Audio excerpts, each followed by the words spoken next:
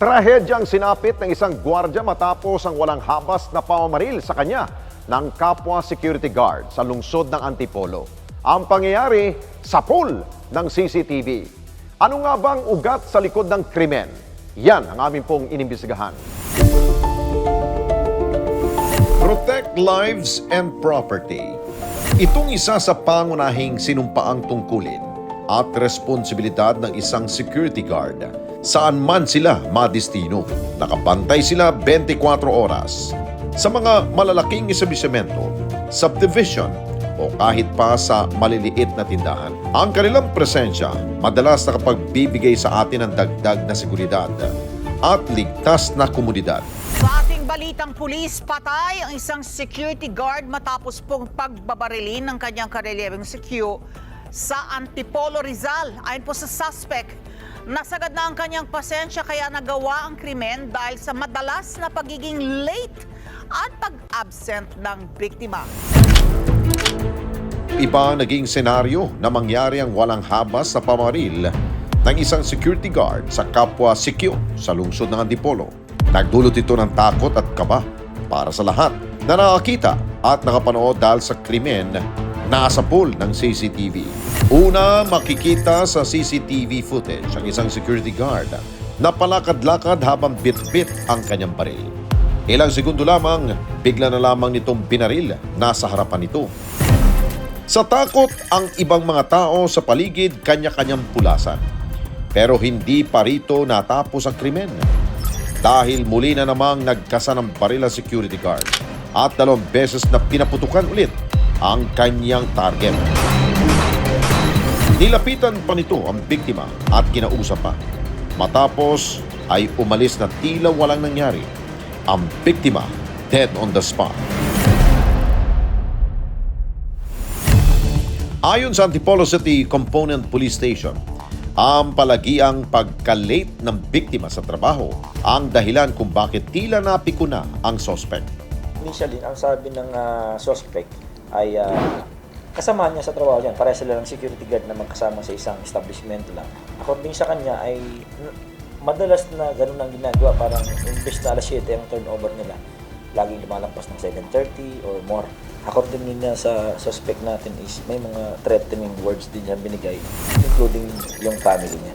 Na-lose control siya at gamit ang firearms niya, yun lang na ilang beses niya ipinutok doon sa victim.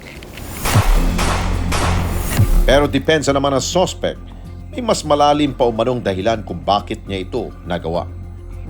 Ilang beses niya na pong pinagbantaan. Kaya nagawa ko po yun. Nagsabay-sabay na rin po yung galit ko tsaka sa pagbabanta niya. Hihingi po ko ng tawad. Sana matatawad niyo po kasi yung pamilya ko rin ang inaano niya. Mahal na mahal ko yung pamilya ko, lahat ginagawa ko sa trabaho eh. Kahit sa akin na lang sana eh. Huwag na lang idama yung ano ko. Yung pamilya ko. Inabutan ng responde team ang pamilyang naulilan ng biktima na si Jeremy Matugina. Ang kalungkutan sa pagkawala niya, mababaka sa mukha ng kanyang mga mahal sa buhay. Nag-alaga sa'yo. Nakausap namin ang ina ng biktima na si Jorlina at bagamat humingi na ng tawad ang suspect, anya hindi mapapalitan ng anumang salita at pera ang buhay ng kanyang anak. Napakasakit sa magulang, lalo sa ina. Lalo halos ako na lang nagpalaki sa kanila. Ang hirap na dinanas ko sa pagpapalaki ko sa kanila, paghahanap buhay para mahabuhay ko sila. Tapos ganyan ang nangyari sa kanya. Hindi kami talaga papayag na kami makikipag-arreglo. Sana naman maging patas ang batas. Gawin naman sana nila ng tama yung proseso ng justisya. Aminado siyang hindi man naging perpektong samahan nilang mag-ina. Hustisya ang panawagan niya para rito. Ang sabihin na mahal ko siya, kahit na nagagalit ako sa kanya, napapagalitan ko siya dahil siyempre magulang tayo. Ang asawa ni Jeremy, hindi alam kung saan uhugot na lakas para may tataguyod na mag-isa ang 1 taong kulang nilang anak. Anya puno ng pangarap si Jeremy para sa binuo nilang pamilya. Naisipan din itong mangibang bansa para makapag-ipon. Lagi talaga namin pangarap magkaroon ng sariling bahay, magbukod. Yung sarili mo talagang bahay, hindi mo na kailangan mangupahan. Ang sabi po kasi ng agency sa akin is nabaril lang po. Hindi pa niya po sinabi na wala na po siya. Tapos yung nakarating na po ako ng agency, doon na lang po sinabi na nakikiramay na nga po sila. Nagpaliwanag yung agency kung bakit nga ganun yung nangyari. Wala, hindi, yung sinasabi po ng agency, wala po talaga akong narinig. Hindi ako makapaniwala na wala na siya. Para bigyan linaw ang kaso, paliwanag ng PNP Civil Security Group. Agad na nagbaba ng direktiba ang Supervisory Office for Security and Investigation Agency o SOSIA sa Regional Civil Security Unit 4 para magsagawa ng bukod na investigasyon.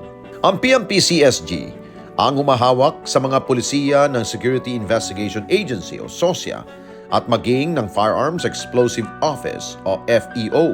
Unang-una, i-determine kung merong possible na paglabag sa alituntunin ng security professionals creed or yung mga ethical standard ng security professionals, code of ethics, at itong paglabag sa batas, yung RA 11917, ito yung Private Security Services Act natin, kasama sa investigation whether or not liable yung gwardiya at maari ba siyang bigyan ng penalty. Ang magiging penalty nito is possible na revocation ng kanyang lisensya. Kasama din sa ating iimbestigahan kung may liability din ba itong security agency.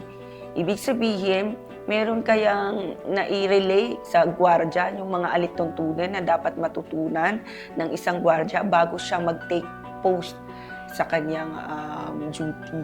On the regulatory aspect lang ng security personnel. No, as regards sa whether or not may ikakaso na kriminal, local police po ang nag-handle dyan. Paliwanag pa ng opisyal, sakaling makitaan ng paglabag ang security agency, mas mabigat na parusa ang ipapataw sa kanila. Bago siya mabigyan ng lisensya, yung license to exercise security profession, no, dapat mag-undergo muna siya ng pre-licensing training. Itong pre-licensing training na to, kinakandak ito ng mga accredited natin na security training agency. Kapag mapatunayan po natin, for example, sa course ng ating investigasyon ay may mga paglabag o maaring nag-deploy ng hindi talaga trained na security guard or walang lisensya yung security guard, mabigat na parusa yun para sa security agency. Maari pong masuspend or ma-revoke yung license to operate po nila. They're not allowed na mag-deploy ng mga security guards. Kinuha rin namin maging ang panig ng security agency na pinagtatrabahuan ni Jeremy. Wala roon ang operations manager ng sabing ahensya. Nagpaunlak sila sa isang panayam, ngunit tumangging humarap sa ating kamera. Nagpaabot na rin sila ng financial assistance sa pamilya ng biktima at nangako rin na makipagtulungan sila sa isasagawang investigasyon. Paalala naman ng PNP-CSG na bawat professional security agency kailangan tumalima sa mga responsibilidad at sinumpaang tungkulin ng mga ito. I-execute, i-implement ng maayos ang kanilang security professional creed. Fundamental duty nila to protect lives and property and maintain order within the place of duty. Nakalagay din po sa ating IRR, yung RA 11917, yung ethical standard of security professionals. Dapat maging courteous, respectful sila sa kanilang mga kliyente at mga kasama na rin. Kung meron silang mga personal na grudges, dapat hindi nila yun dinadala sa kanilang trabaho. Hindi dapat nila ilagay sa kanilang kamay yung batas, no? Merong proper forum na dapat i-address kung meron silang mga grievance sa kanilang mga kasama or sa kanilang trabaho. Yung paalala natin sa mga ating kababayan, no, ang mga security guards natin ay katulad po yan ng ating mga law enforcement unit. Sila pong nagmi-maintain ng peace and order sa place of duty nila. So may authority po yan sila. You are bound to obey and follow kung ano po ang ini-implement na polisiya ng isang security guard within the place of their jurisdiction. Nararapat lamang po na bigyan po natin ng kortesiya at respeto ang ating mga kasamahan sa security profession. Justisya lang po talaga ang habol namin. Makasuhan yung dapat makasuhan, makulong kung sino yung dapat makulong. Ang dami kong sana, pero wala na, hindi na maibabalik. Ang trahedyang katulad nito, maiiwasan sana kung idinaan sa mabuting usapan ang anumang alitan o hindi na pagkasunduan. At hindi namin pababayaan na malibre ka na lang. Dahil kapag nagsabay ang galit at padalos-dalos na desisyon, maaring buhay ang maging kapalit.